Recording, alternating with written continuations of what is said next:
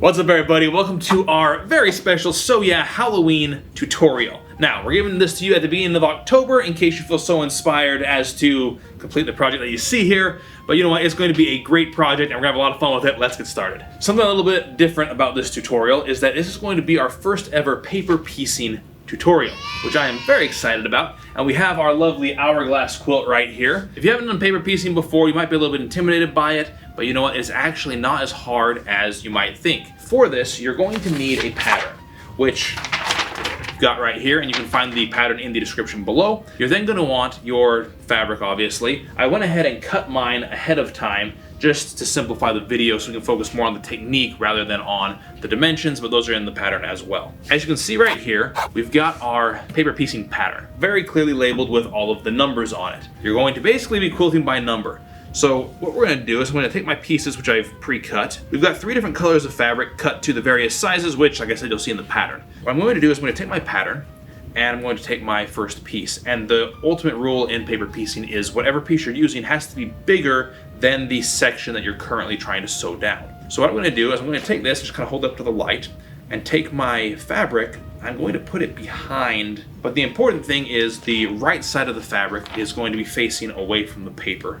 So I have my design on one side, or my pattern on one side, and then the right side of the fabric here. I'm going to pin through the paper and through the fabric because I want to make sure this doesn't move at all while I am sewing it. There we go. You want to make sure you're nice and flat without any puckers on the back side.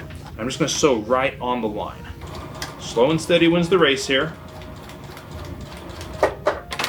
Now, as you can see, I went well past the edge of my line right here. That's totally okay. You want to go out a little bit on both sides. The line is going to be your finished seam, so whatever is out beyond it doesn't really matter. Now we're going to sew our other 2 seams. And same thing, I'm going to start a little before my line where I want to sew through the line and then a little bit off past the other side.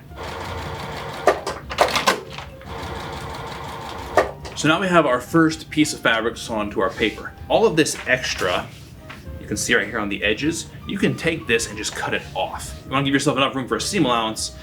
But that being said, the majority of this we can just trim off as we go along. I'm going to take my next piece and I'm going to put it right sides together, right on top of my first seam. And then I'm just going to pin this down. I guess technically you could lay down your first piece and your second piece and sew them together, but this way, with this held down, you have a solid foundation to build off of, but do it either way you'd like.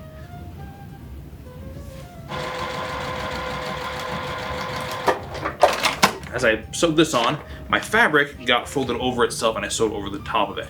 Something to watch out for as you're doing these projects, but we'll just pick that out and we won't talk about it. With that now correctly sewn in place, we're going to press it. You have to press every single piece of these to make sure that everything lays out smooth and you can sew on to a nice base for your next piece. So again, right sides together, and now we're going to be going over the first seam we made, plus right over the top of the second piece we sewed on.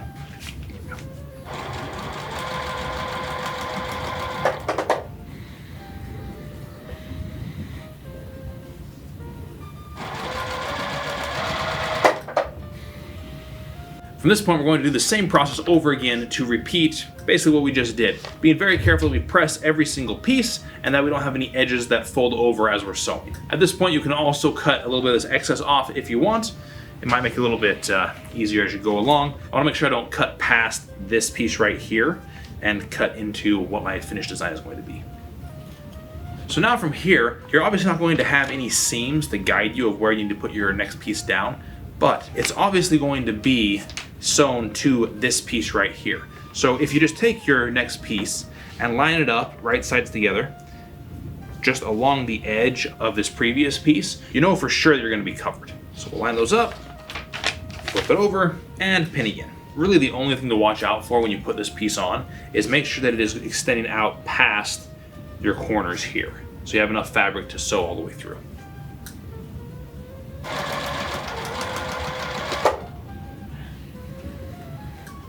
Right.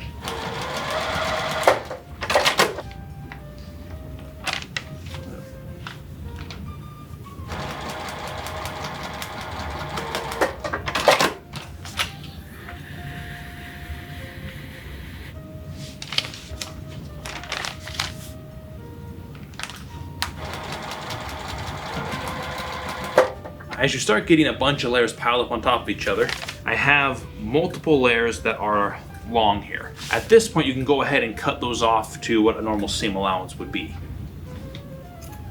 There we go.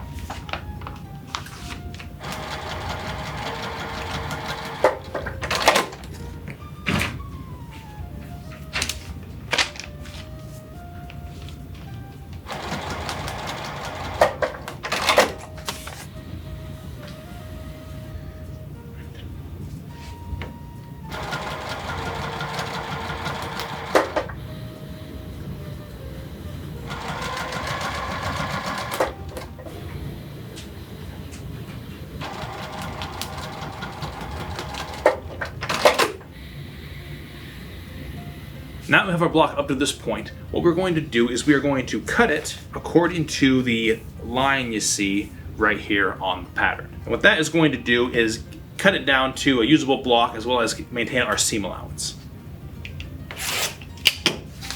And at this point, we can set this block aside.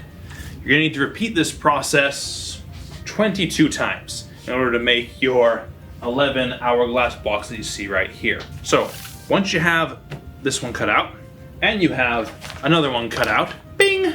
The next step will be to take two of your triangle pieces and put them together. That way when you open it up, the hourglass will be made, you'll have your full triangle here, and then your blacks will meet together right there.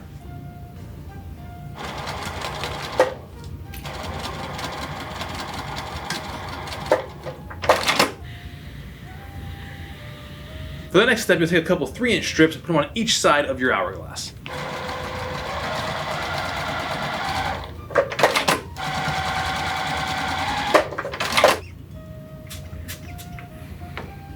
At this point, our block is technically done. If you want to add the optional applique that is in the pattern, you can see it makes these little dots right here. Feel free to do that and add the little stitch work that you can see behind me. Then you're going to take this block and arrange it or pair it with a block of solid of your choosing and arrange it in an hourglass shape. And then, hey, your quilt is done. It was a really fun project to do. And actually my first paper piecing project, which I really enjoyed. Thank you so much, guys. Please, if you enjoyed the video, like, subscribe, share, all that stuff. And yeah, that's really it. Yeah, so anyways, yeah, you should probably go. I mean, I don't really have a good reason as to why, but if I did, you'd be like, oh yeah, that's a good reason, I should go.